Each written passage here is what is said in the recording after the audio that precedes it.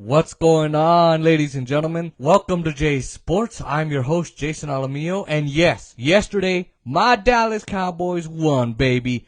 Oh my God, it was a blowout win, 43-3 against the Atlanta Falcons.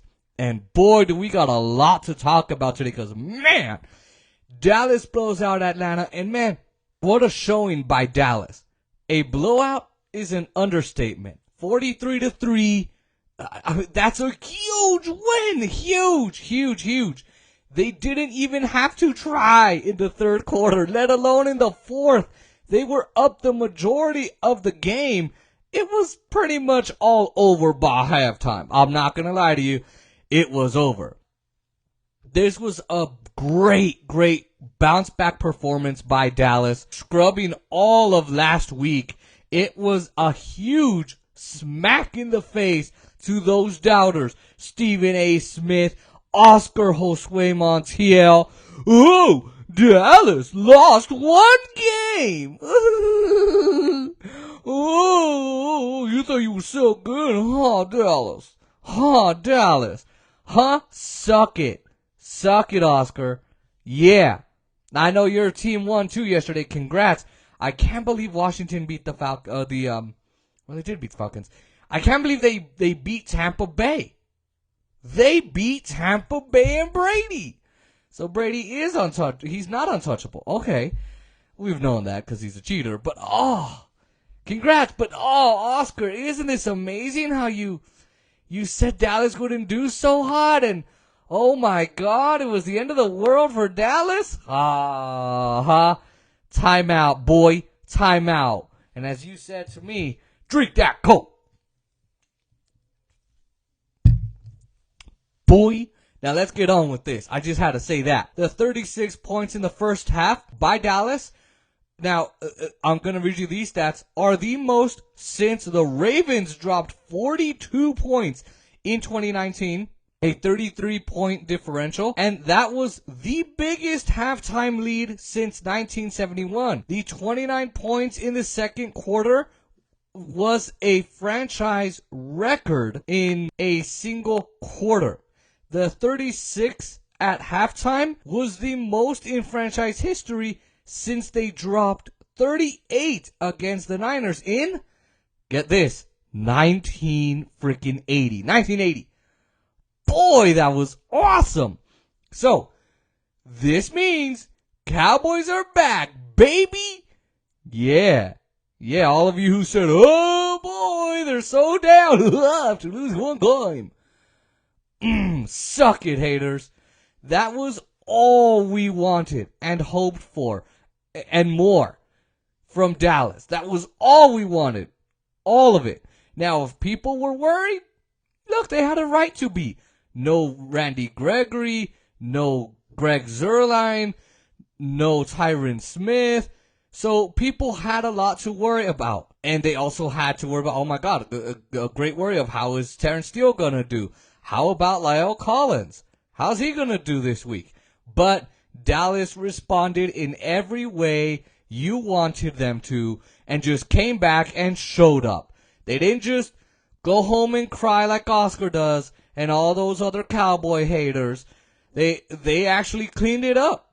Now let's talk Dak Prescott. Dak Prescott. He wasn't good at all. He wasn't a good quarterback at all against Denver. In fact, he was absolutely awful. But he absolutely came back up and showed up against Atlanta. He showed everybody who's the boss. He showed them all who's boss. 24 of 31 for 296 in about 3 quarters of action. 3 touchdowns. He was absolutely incredible. This was true Dak Prescott. In fact, he kind of brought it back. He kind of brought me back to why he became a huge superstar and the day he became a superstar.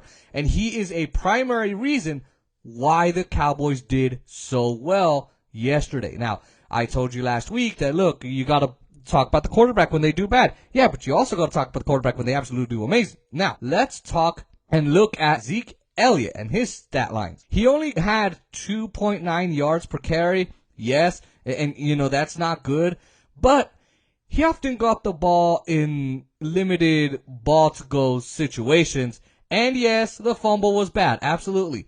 But he had a couple of runs for 2 yards when they only needed 1. So look, would I love for him to have more yards per carry? 5, 6, maybe even more? Yeah, but guess what? He made it up where he needed it to. So he had strengths and weaknesses today. Elliott played just fine, even with the bad fumble, in my opinion. And the yards and average look bad, but again, the film study is not an issue at all with him. Let's talk about another huge, amazing player. CeeDee Mother effing Lamb. CeeDee Lamb. He absolutely killed it today. He absolutely killed. 2 touchdowns. And he had some rushing yards as well.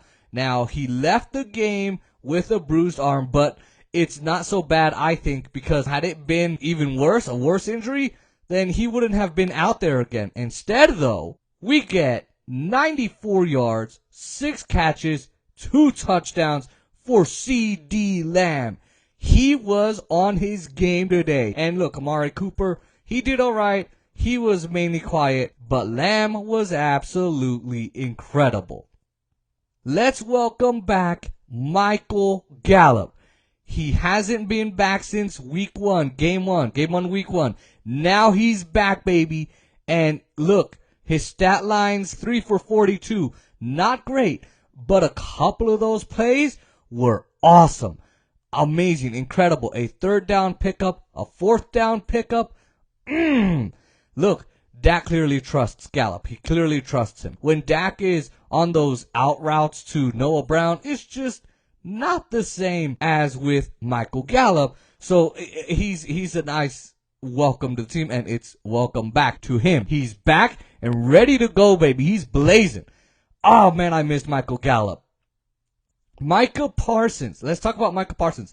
Not a lot of runtime for him, but this game was long over by the time he got out there. So, there wasn't a huge need for him at that time. But hey, he got, right? But a big time sack, of course. There was a bad rep by McGarry, but, it was a good play by Parsons. Awesome. And, last week he was the best player. So, yeah. Now let's talk about It's the MVP, Jourdan Lewis. Jourdan Lewis, he was insane, freaking fantastic as hell. An absolute player this week.